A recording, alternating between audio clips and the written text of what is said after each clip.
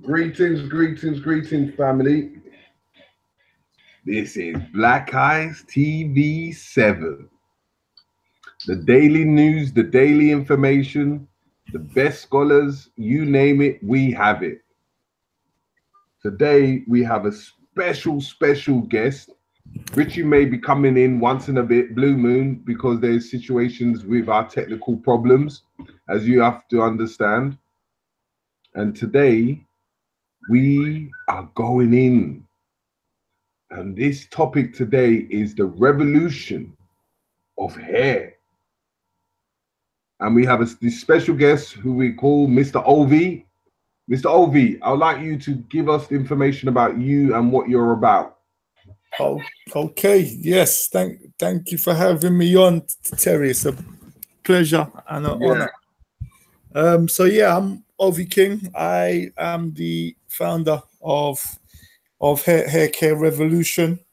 Hair Care Revolution is an organization that's been set up specifically with the goal of causing maximum disruption and positive activity and action in the black hair care industry in the UK, Europe, and internationally. Good stuff.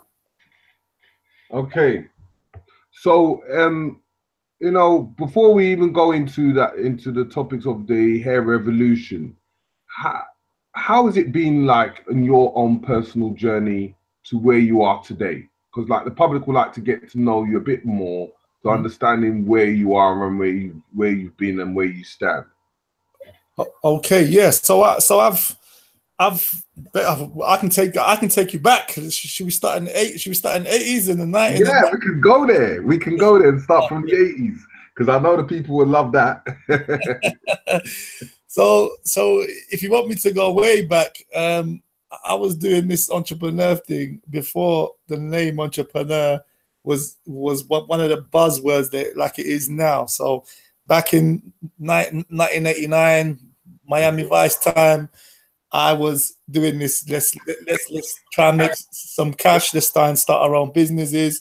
Let's go door to door in the neighborhoods, asking people if we can wash their cars, all that type of thing. So entrepreneur from the beginning, from the get go. And yeah, since primary school, I've really started my first business. I used to sell sweets and skateboards at school, and then that progressed as I got older to phones, to bikes, to equipment, to parts, all kinds of different things. And then I started doing kind of events and stuff when I was of college age. And then yeah, just basically progressed from there. I had a barber shop when I was 21. How did you find that in the barber shop when you opened that barber shop? Would you class it as a lucrative business? It's lucrative. It's lucrative if it's in the right area and if you have staff that are reliable. It can be lucrative. It can be though quite the opposite and quite draining if those elements are not in place. Because I always seem to realize that a lot of people, when they find themselves in certain situations, they kind of decide to open up a barbershop. And you know, like we get this stereotype that all we do is open up barbershops if we're opening up businesses. Yep, absolutely that. And I think it's definitely something that we're comfortable. As a business that is within our comfort zone, it will be a barbershop or a hairdresser's, right? 100%.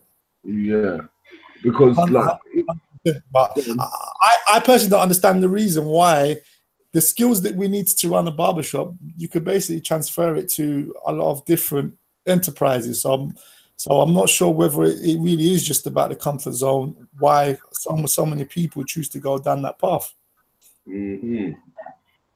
So yeah, give us a bit more on your entrepreneurial skills from the barbershop.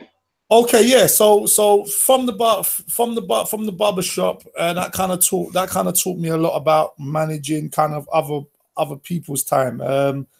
as we know, it's one thing to be in control of your own time, but when you got 4 or 5 or 6 other people that you kind of need to make sure that they don't mess up your operations. That was kind of like my first real introduction into sort of team management and running staff. Especially as some of the staff were older than me at the time. It was an interesting experience, but I enjoyed it. I learned a lot from it. I also expanded the barbershop at the time into being half a music shop as well. So we used to sell like CDs in there, latest hip hop and R&B, reggae, blah blah blah blah.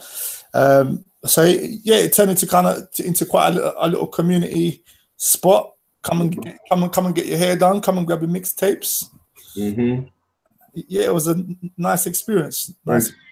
So then, from that, how would you say your experiences to that level? Can I say, was there a lot of challenges, especially as a Black person, trying to find their way within the industries of business and industries of, let's say, the barbering and the music industry that you was going through? Did you find it really difficult? Difficult. I would say no, but I would say no because when you're kind of young and you don't know what the challenges are, you just go into it like a crazy cowboy sort of thing. I'd describe it as. So you go in and you just think, okay, yeah, we're young, we're fearless, we can do anything, and you may make some mistakes along the way, but because you don't know how challenging the road may be, you still sort of go for it and kind of learn as you go, which I personally think is the best thing to do. Because if you think about it too much, sometimes fear might stop you. So I think it's good, but I think to avoid mistakes and stuff is better if you've got kind of a grounding, some sort of grounding knowledge that you get, whether it's from study or from experience or mentors or whatever, to help you kind of avoid some of the pitfalls and know what to expect. Okay, so let's move on to the next step and a bit more understanding of Mr. Ovi himself. So after the whole barbershop experience, I went into recording music videos and printing. So I had like a media marketing business for a number of years, and because at that time the UK scene was absolutely booming with talent, in R&B, in hip hop, in dance music as well. I kind of saw a gap in the market and put some stuff out. I was doing videos for people. There was a channel called Channel U back in the day. Yeah, back in the day, yeah. That was when I was in the music industry myself. And at that time, everyone wanted to get on Channel U, and the internet was just starting to pop as well. So I moved into that, which was pretty cool. And then after that, I also went into property. So I was doing property for a number of years on top of the music stuff, or alongside the music stuff. And then I kind of came to a little transition point about wanting to do stuff that I was kind of passionate about. The music thing had sort of come and had its time and then died down. The property thing is a savage business as well in terms of 2008. Once the credit crunch, Great Depression hit, the property market took a dig, and those of us that were kind of invested a bit earlier than that bore the brunt of that decline. So That was a good learning curve in itself. Okay. And then from there, right? Mm-hmm. Now, you started to do events after that, didn't you? Yes, that's right. Yes. So I'd always been doing events. I'd always really been doing events since I was 16 odd. I'd always been doing house parties and club nights and whatnot. And I just thought, okay, what kind of events are needed now? It's something I enjoy. What can we do? So I tried a few different things, and then funnily enough, through talking to somebody who was at an events company, got involved in a marketing business for events companies. So I was doing that. I ended up doing that instead of the actual events, because it was more lucrative. It was more lucrative at the time. So now we're coming straight back. Yep. To this into forms of entrepreneur and black businesses. Yes. Now, what triggered you about black businesses, and what made you feel that you needed to do something about it? Okay, so I just mentioned that there was like a transition point after going on this journey, going in all these different industries and whatnot, and what have you. I started to feel as if I wanted to do something that directly benefits the community. A lot of us have gone to different places, gone to different countries, do different things, but most of our actions don't have a direct impact on the community that we're from. So I actually went to the first reparations march. I went there, I think it was about 4 years ago. And something drew me to go there. I was already on a journey of sort of learning about my culture, my history, and just being more sort of interested in that side of things, and actively doing research, not just watching things on Facebook and whatnot, reading, studying, attending seminars, etc.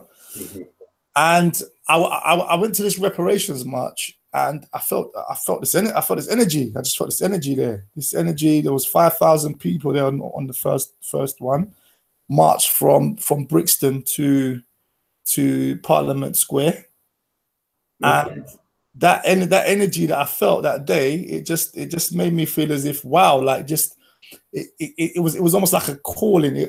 It made me feel as if I have to do something now that brings our people together like that event did, and that gets our people to a level that they were discussing at the reparations march. So instead of I won't go into reparations. That's a whole another discussion. But the main point is that we as people are capable of dictating and deciding what our future should be. We need economic stability and affluence, and rather than asking other people for it or some boost or some support, we need to be able to get that ourselves, which is what this revolution is about. Okay, so in understanding that you are going into the perspectives of like the hair care and beauty, what forced you to go to that direction? Because I understand that, okay, you've done hair and you feel like but you was more influencing more events and music and all that kind of stuff. But what actually brought you to actually going into that forms of hair and beauty? Because as we know today, the industry itself is all over the place. Yep. And I watched kind of like a film or a DVD, couple months back, and it was going in about the we losing our distribution, our properties where we produce quite a few products. So I just want you to go into the details of first of how you got yourself into that beauty and hair products situation. Yep. Okay, so that really came about by doing some homework, some research. Once the decision was made that I need to try and focus my energies back towards the community I'm from, I started looking into what direction should that energy be focused towards. And just from the research and talking to people and putting the feelers out, as it were, hair and beauty, it quickly became apparent that hair and beauty is the largest industry that Black people populate and dominate. I think there are 2,000 hair and beauty registered hair and beauty businesses in this country. That's by far the biggest market that we are in. Okay. Followed only by food businesses. So it makes sense from an economic standpoint that you should be in a business where you've got a large captive audience and people already understand the mechanics of that established industry. So in its way, right? Because the one thing that I've realized, right, is that us as Black people, we tend to open up shops, but we don't have as many. And the situation that we have, like the competitors that we have that are around, we have a situation where a lot of our people go to the competitors and not able to come to our stores and buying our products. Yes. Do you have an insider or understanding why these kind of things are happening? Absolutely, 100%. And I'm going to give you the key word straight away. The word is monopoly.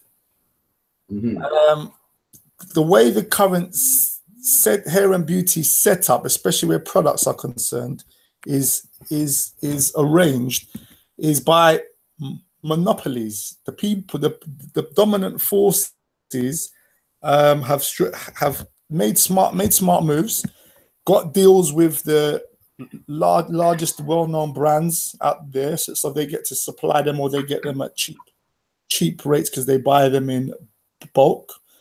And they also develop their own products as well, which we would love to be black on, but unfortunately are not.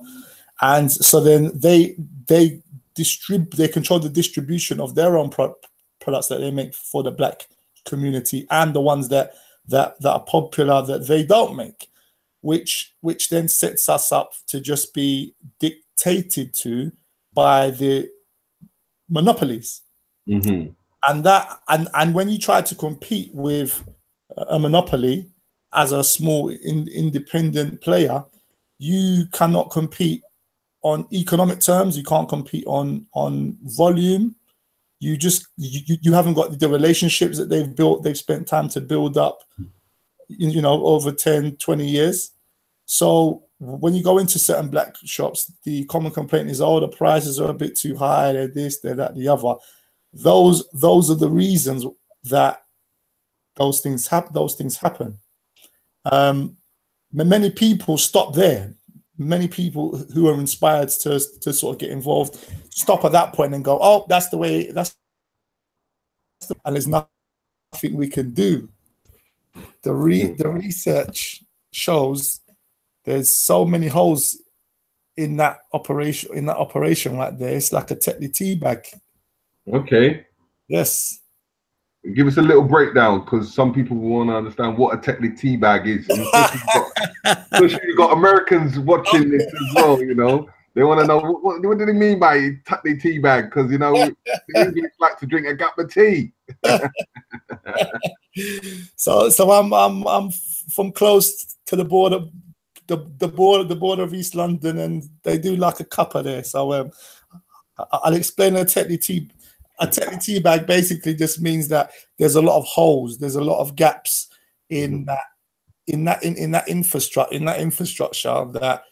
that once you apply some critical thinking to it, some strategy, and just do some research, it's not as ironclad as it appears. So for every structure, there's always a back door in. Even if the place is made of solid steel and concrete, there'll always be a pipeline or a back door to get into this. Okay. Yeah. So let me just put on a hold for a second, because like I just wanted to our audience out there. I'm just trying to say, you know, big up to Monica Lab, big up to Chris Woods, big up to Richie, and so on, all the people and people listening in. We've got this UK USA link up, which we're asking many of you to help us donate, because we're going to New York on the 7th of July, which I'm asking people to make their way, help us donate. If they feel like, they can even follow us to New York, because we are getting to celebrate an award for Titans TV. Hopefully he wins. And I'm asking people to go to the website. So it's the GoFundMe UK USA link up.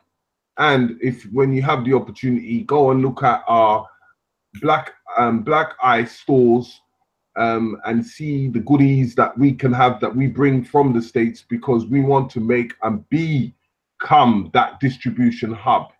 So as we're talking about this hair products and the hair care and the revolution of everything that is going on, and for us to take over our business, not let people run our business, but it's for us to able to control our business.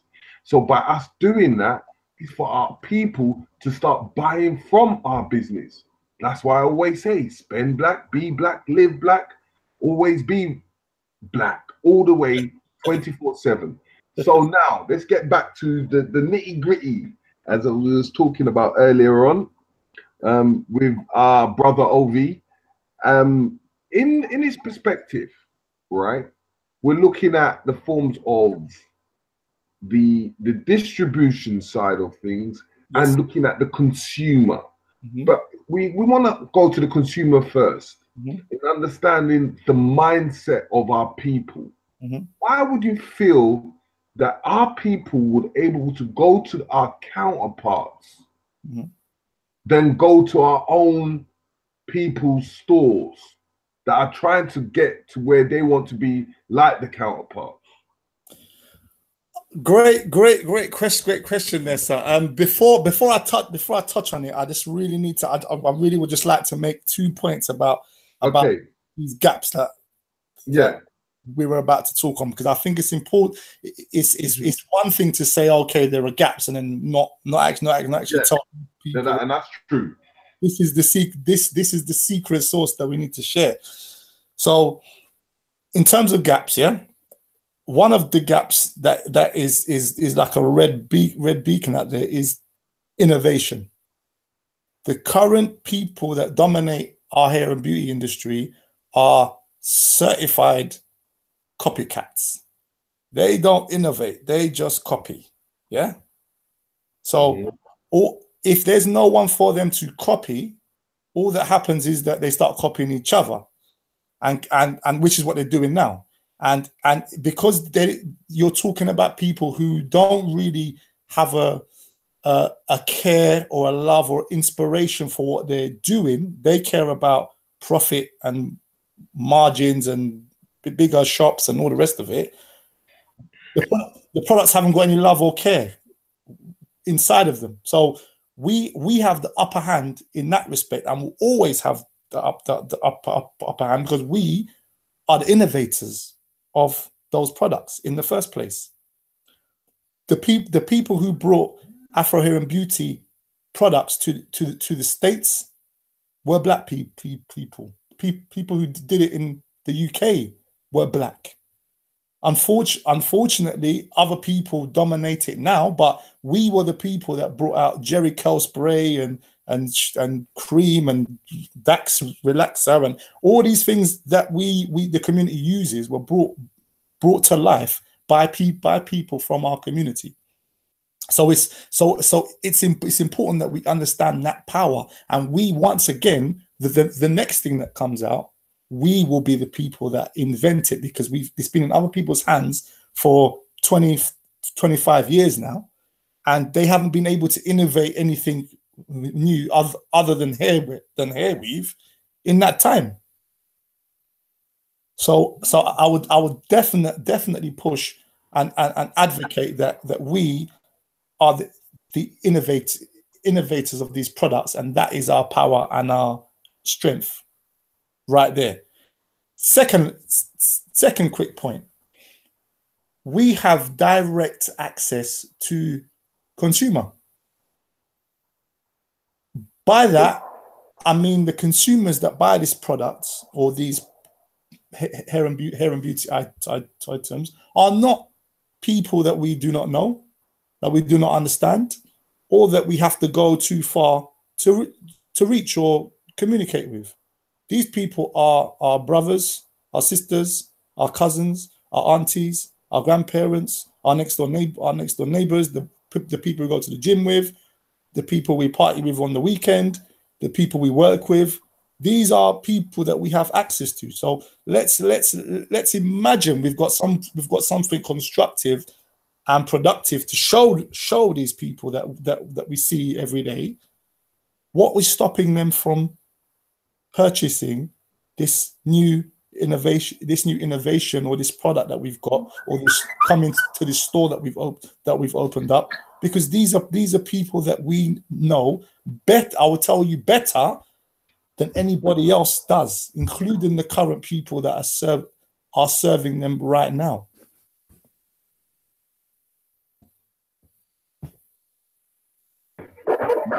Yeah.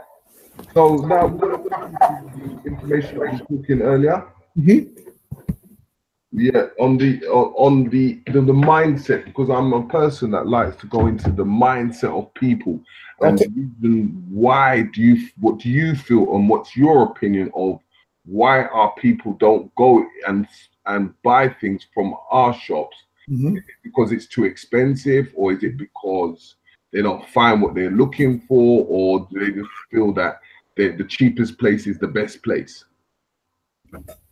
Okay, so in terms of mindset, we have to remember that just in general, human beings are creatures of habit. That's number one. So if you're used to doing something week in and week out, year after year, month after month, your mum used to do the same thing, go to the same store, everybody knows your name, knocking cheers.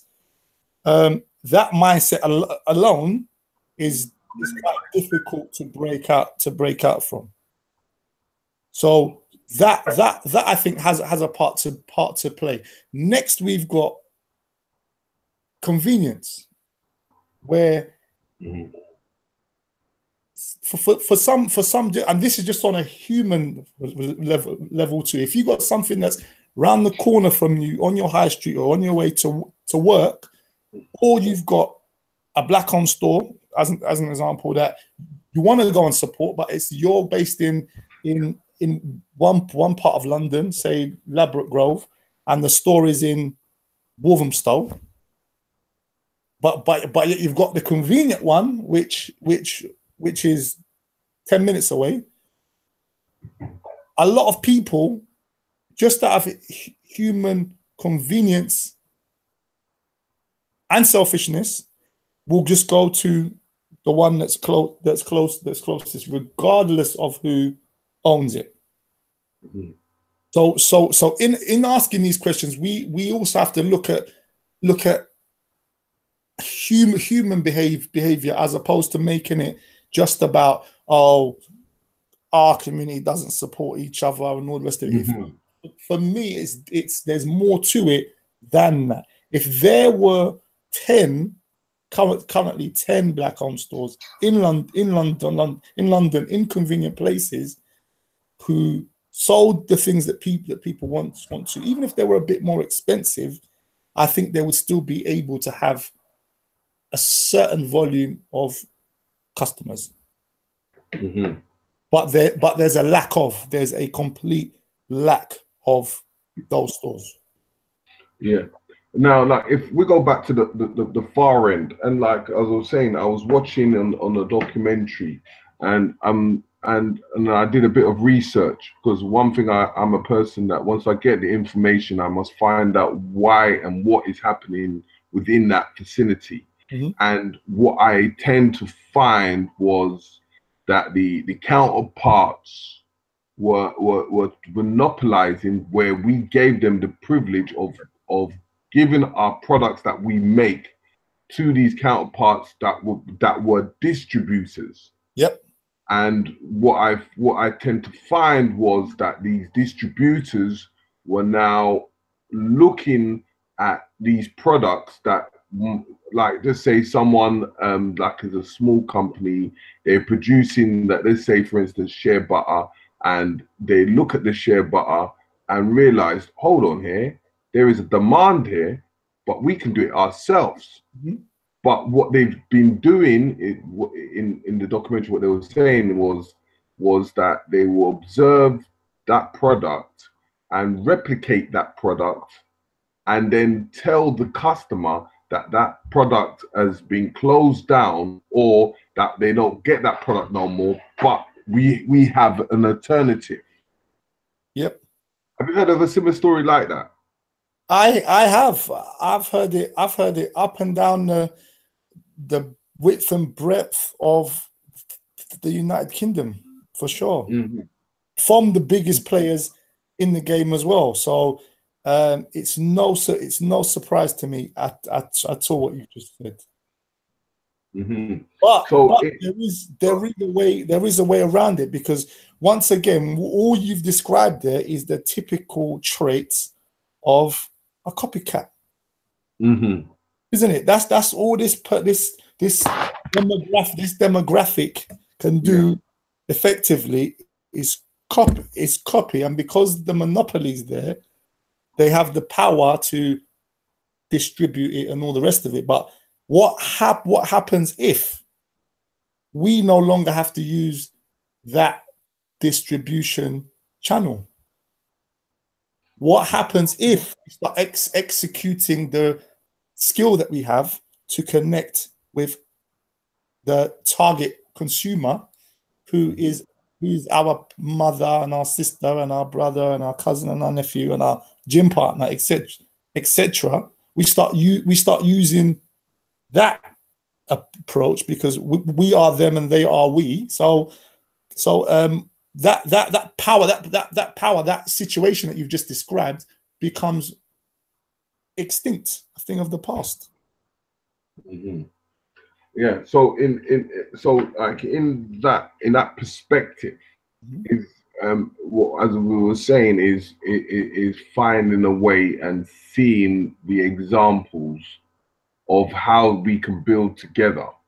But then before we can build together, in the format of what I've been noticing is a lot of people are beginning to create and make their own products. So in that format, where do we go from once that person has made that product? What do you say in your perspective? Okay, so if I understand you correctly, what's the next step? What's the process to do this operation ourselves? Yeah. Okay. So in my view, we need, when we're not using collectively the systems and the networks that are already available. For example, if I asked you to name me one UK-based online retailer that has a significant share of the hair and beauty market, you couldn't do it, because there isn't one of any demographic, and that in itself means that there's a huge opportunity there, if done correctly, for somebody to set up some kind of online platform, spread the word in our community, and start to get some people to buy from them, especially if it's new products and it's black owned, etc., etc. Secondly, that's the kind of online approach. Secondly, we've got people all around us who know how to do retail. Many started their careers in JD Sports or HM Samuels, or for the people tuning in from the States, that's like Walmart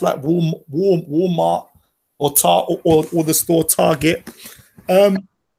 We've got retail experience. Many of us have had family members who've owned outlets of some description in the past, or have food businesses or dresses, etc. Why are we not using the experience that we have, instead of being in the shop as a person who serves or manages, to actually open small stores in convenient locations that serve the community with hair and beauty products? Because we're quick to do all this other stuff, like it's not a case that we don't have the skill. We've got the skill. It's not a case that we don't have the capital. We've got the capital, but for some unknown reason, we choose to open up every other kind of enterprise apart from the one that our community uses and is most confident with. Okay. So in looking in that, right? When we get to that level, do you understand that story about what's that woman that was from Croydon, Sandy? Yes. Do you understand the whole scenario? What happened to her in Peckham? Yeah. Yes. Give us your opinion and your sounds on what exactly happened in her situation, because she tried to open up shops, but sadly at this moment, it's like a lot of them have started to close down again. I'm just trying to show people the brick walls. If we don't work together, what can happen to us as an individual? So from my understanding, Sandy opened up two different stores in two different locations in South London.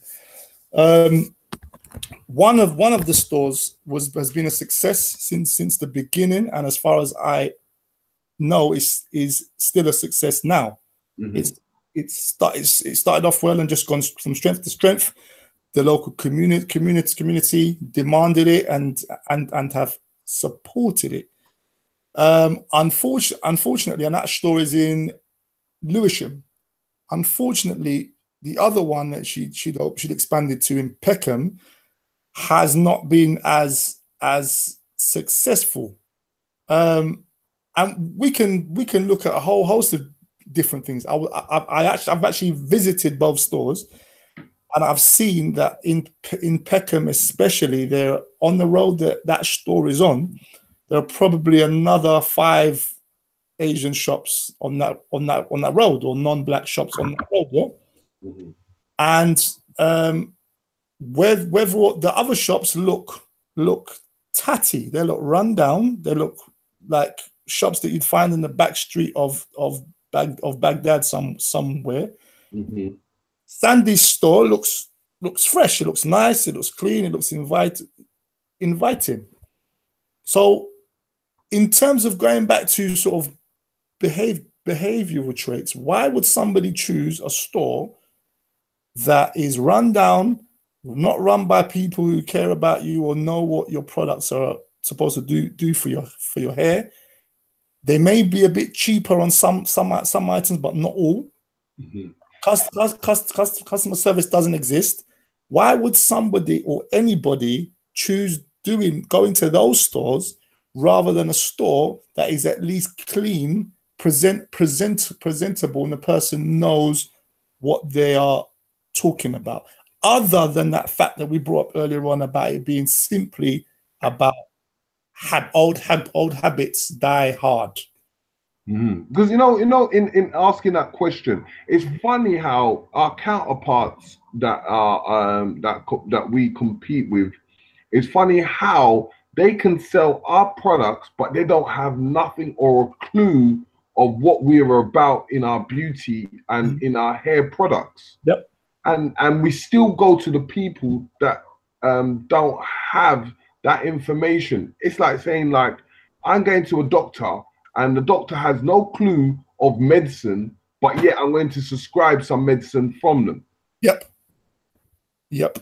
That's a very mad psychological thing, don't you think? I completely agree. I completely agree with you on that point. It makes no sense to me at all. It's like me saying that I've got 2 daughters out here and I'm gonna go and buy some products because I don't know nothing about it. I don't know nothing about the products, but yet I'm gonna go to the store, ask them to say what is the best texture or best creams for my daughters from someone that doesn't know nothing. That's a bit crazy out there, and a lot of people do these kind of things. They just think we go to these people just because I'm going to get a bargain or I'm going to get something cheaper. They may know something about us, so I'm just going to take the lucky chance. Yeah. But then is it just that? Because because from a business point of view,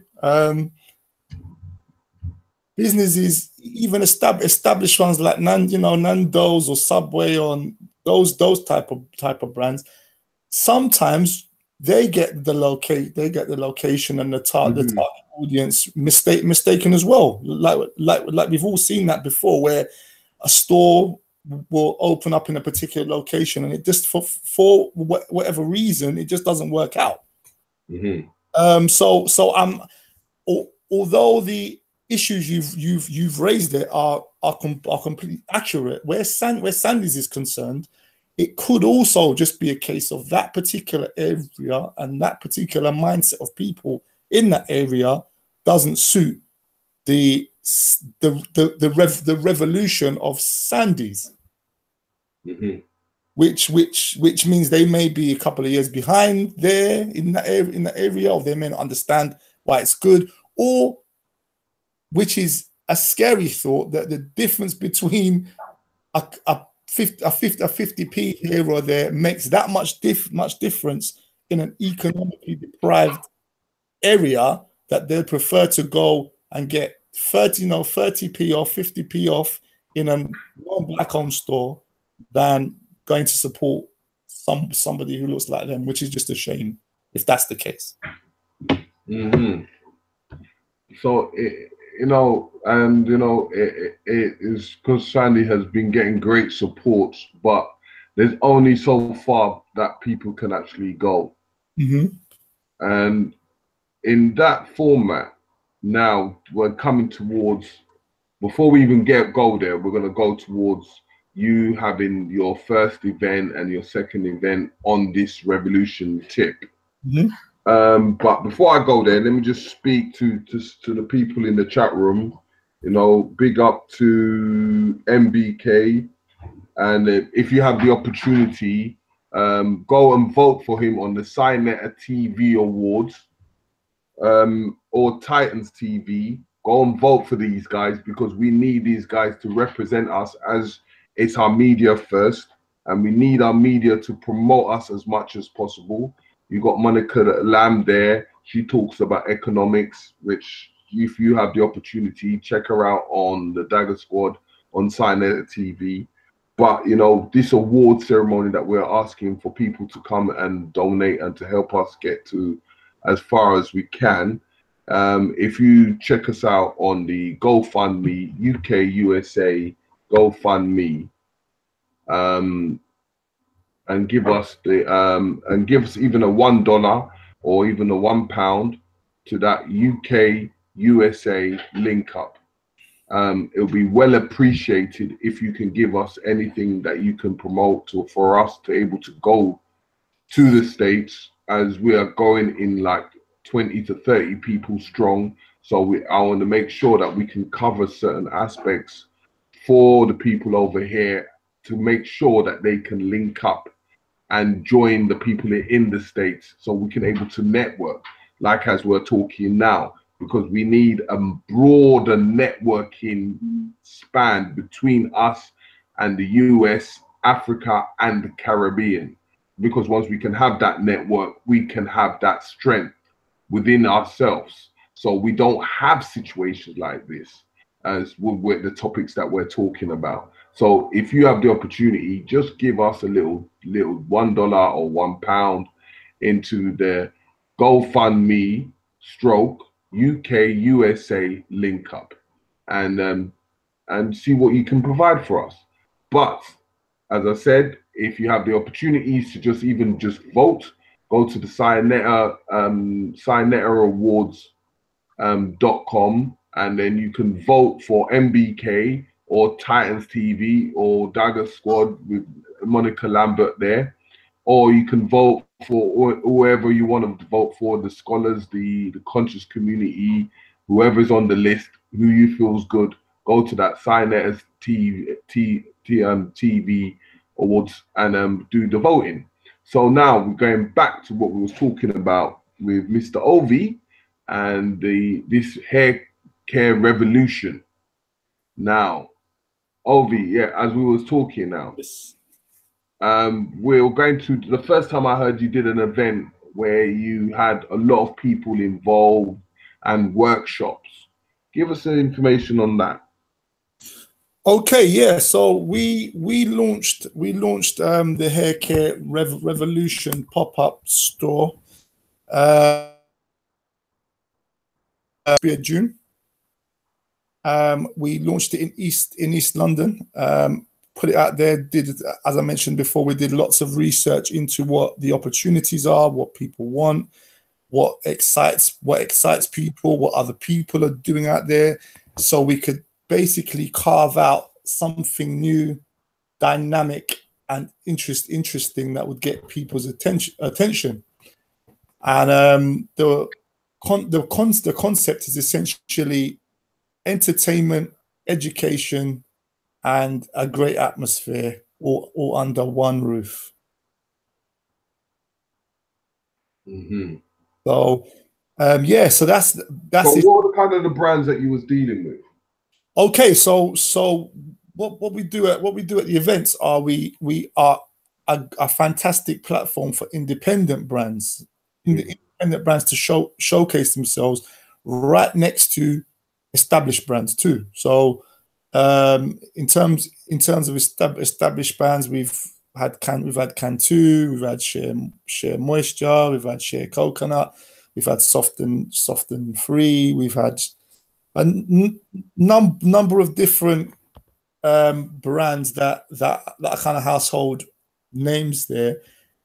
And what's magical about it is that the independents at these events are usually placed in another room or a different location from these brands. At our event, everybody is right next to each other on purpose as well, I would add. Mm-hmm. So an independent brand gets to feel like a £1 million brand at our event. And to the target customer, because this is all psychological here, there is no difference between these established brands and these independent brands. Okay, so what's your understanding of give us a name or a few names of the brands that you actually deal with? Okay, so a couple. There were so many good brands out there. and they'll kill me if I don't name them all. But we've got pure goodness. We have Nyla. We have Mama Sia. We have Mon Cher. We have Fit for a King. We have Main Love beard oils. We've got Sheer and Shine. We've got, the list is extensive. We've in our network currently, I think we've got the largest group of independent Black-owned brands in the whole country. So our independent brands list is about 125 odd at the moment. Okay. So a lot of talent, and all of them are at a level that they can be proud of. Okay, so in now coming to the second event that we was at the Jamaican Embassy, how did that whole thing come about, and what made you want to do that? Okay, so that event was probably, in terms of just events that we've been behind, that was probably event number 8, 9. But that event specifically was an opportunity to celebrate some of these great brands that I've just described. We've decided to form an association, which the sole purpose of the association is to support and develop these brands who we believe are the future of the Afro hair and beauty industry. We mentioned ways that we can turn the tables and turn the tide. The developing the brands of the future is one of those strategies that we have, because if we get to decide which brands are household names in 5 years or 10 years time, we have the power. Mm-hmm. So in that, would you say that you're creating a form of a body, or how are you going about controlling the situation?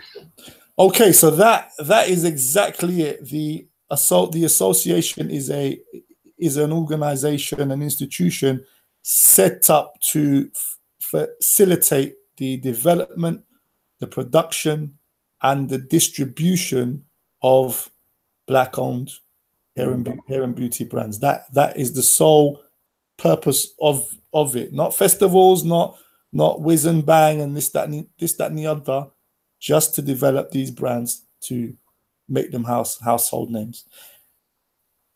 Okay. And in looking at the aspects, because that's an event, and the turnout of the amount of people that came to the event and engaged, what was your feeling about the history itself?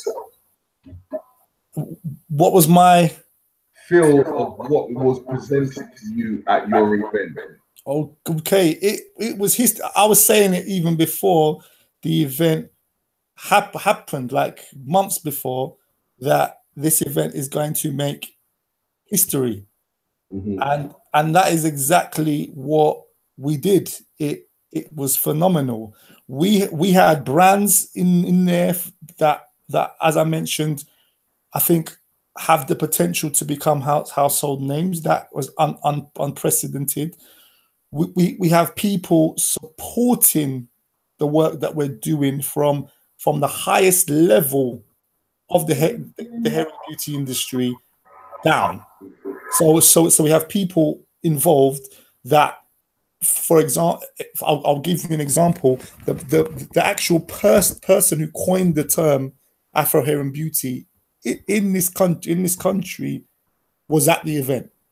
Mm-hmm. That and he coined that term 30 years ago. So before those words were put together by him, Afro hair and beauty, that term didn't exist. That's the kind of caliber of individual that we've got, and on top of those, so we've got a dynamic mixture of the old and the new. So we've also got some powerful influencers, bloggers, and people involved in doing great things that are also part of this change and this evolution of the scene. Never before has what we did that day been done ever anywhere. And it's interesting to me that that revolution, or that concept, that energy, is starting right here in the UK. Most people would assume those type of things happen in the States. No disrespect to anybody in the States, but I think we're the ones in this country, in this town, that will fly this flag about how to topple an empire and build a new one. But then you say, as I always say, the African diaspora, like us working together as one big flag, but we could be the central hub, but working together as one big family, whether you're in the States, Caribbean, or Africa, but able to create that strong, powerful network where we can able to move forward, where no one can really infiltrate our business or whatsoever, because most of the sources come from places like the Caribbean and Africa. Yes.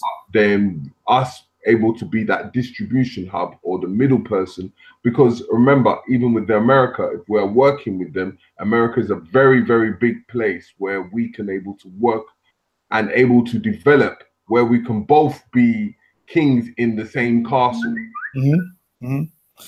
No, I couldn't agree more. I like in my speech I gave that day, the key word that 20 people have fed back to me since the event, what that jumped out at them the most was the fact that I kept banging on about collaboration. That is, this whole thing has to operate. This revolution, this evolution has to operate on the premise that we're going to do things that have never been done before. And if that means, usually we're insular, we like to work in our own little cliques and groups. Let's do the opposite. Let's work together. Let's expand. Reach out to people. It touched my spirit that the energy that you and I are discussing now reached out to somebody or a couple in Sweden. They saw the event on Eventbrite. They flew in from Sweden to attend the event. Can you believe that? Yep, I can imagine that. Because what we realize nowadays is the social media, the networking. It's like having someone that's in America and them being next door to your own doorstep. Absolutely. So I get that. We've had events where we've had people coming from all different places.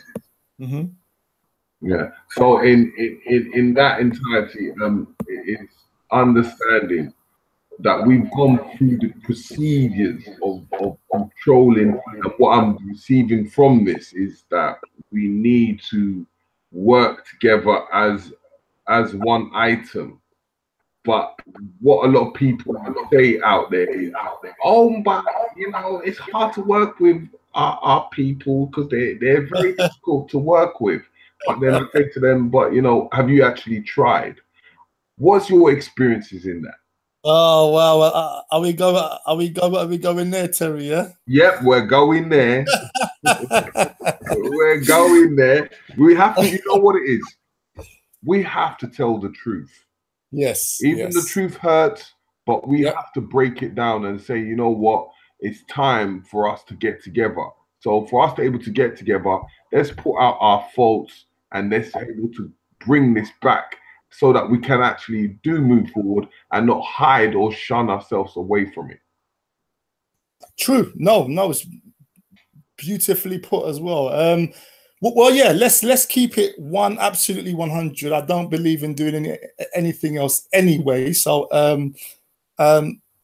my personal opinion is this: we have a stereotype in our community that says it's difficult to work together, it's difficult to get on with each other, trust each other, etc., etc. We've all heard it before.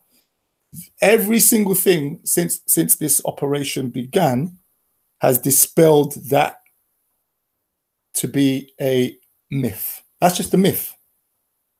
If we weren't able to work together, you wouldn't have attended an event a couple of weeks ago, which was oversubscribed by over 100 odd people whose sole purpose of being there was to get involved or to find out how they could assist.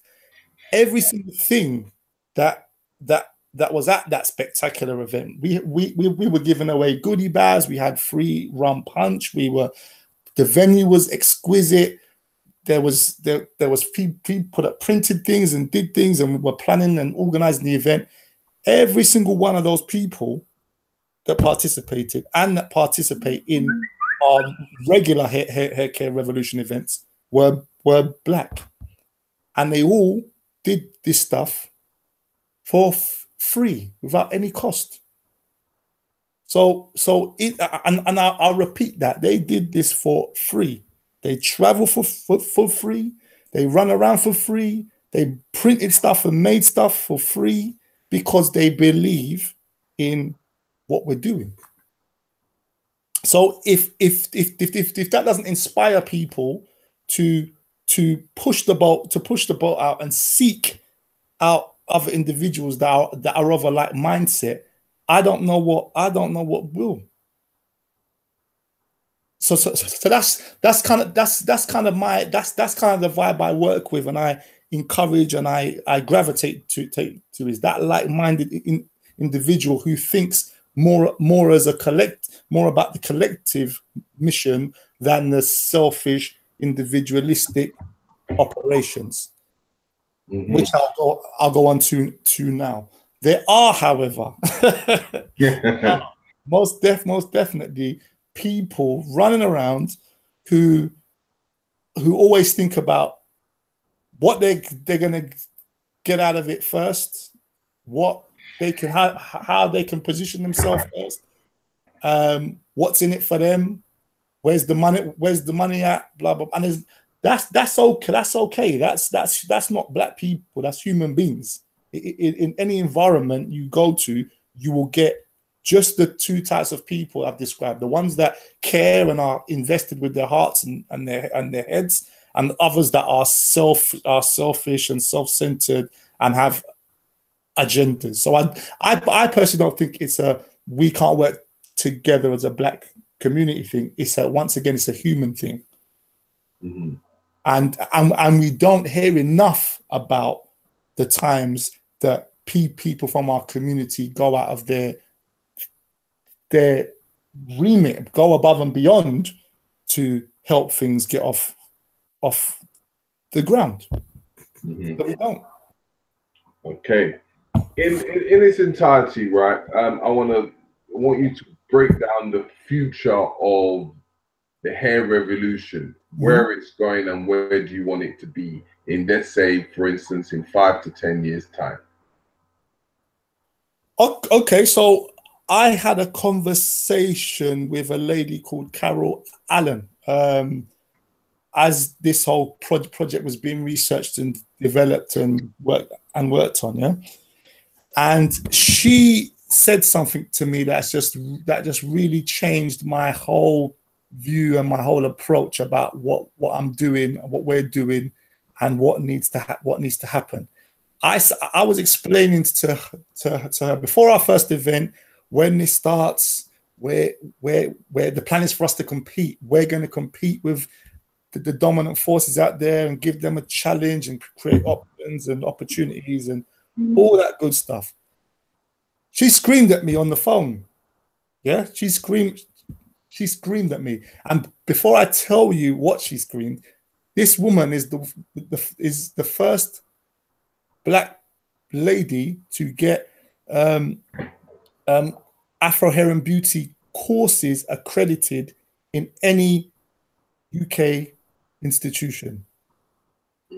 So the Afro hair and beauty course, Afro hair specifically courses that you can go and take now in any institution in this country is based upon the template that she designed. Yeah. So this is a serious individual who hardly anybody knows about, but she's still around. She screamed at me, no, we're not here to compete. We're not here to compete.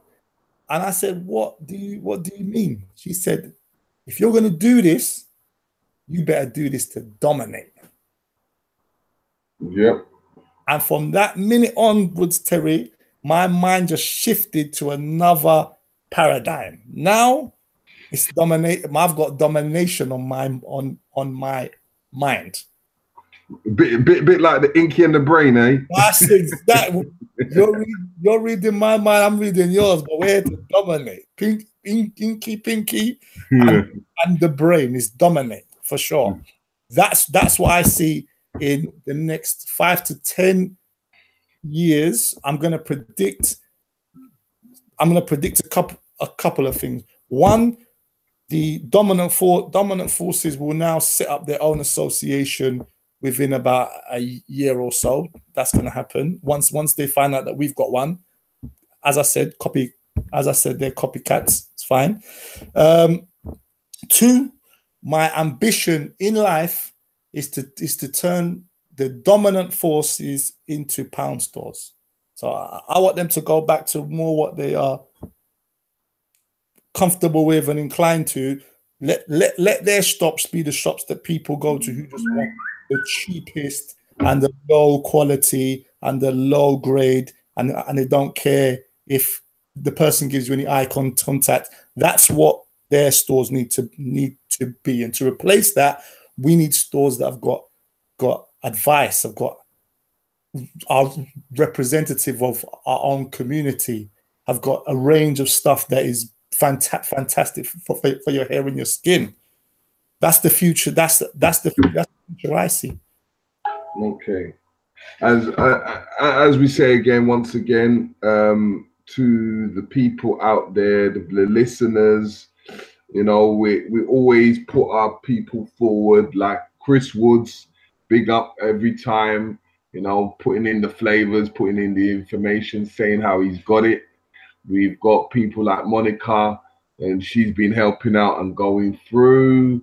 And we've got a few other people here and there. But this is a very strong experience and an understanding, because at the end of the day, we have to take our business back, and we want to know how to maneuver forward, because you know what? It's about us. And if we don't uplift ourselves, who's going to uplift us? Yeah. You know what I mean? So it's getting that understanding, getting that black pound, and able to spread it around the world. So it's not just a black pound, it's a black currency. Yes. Yes. And we can make a black Krypton currency if you like. Let's call it. You know what it is that we have the sources. Like places like in the West Africa, the North Africa, the East Africa, the South Africa, the Caribbean, from St. Vincent to Jamaica to Grenada.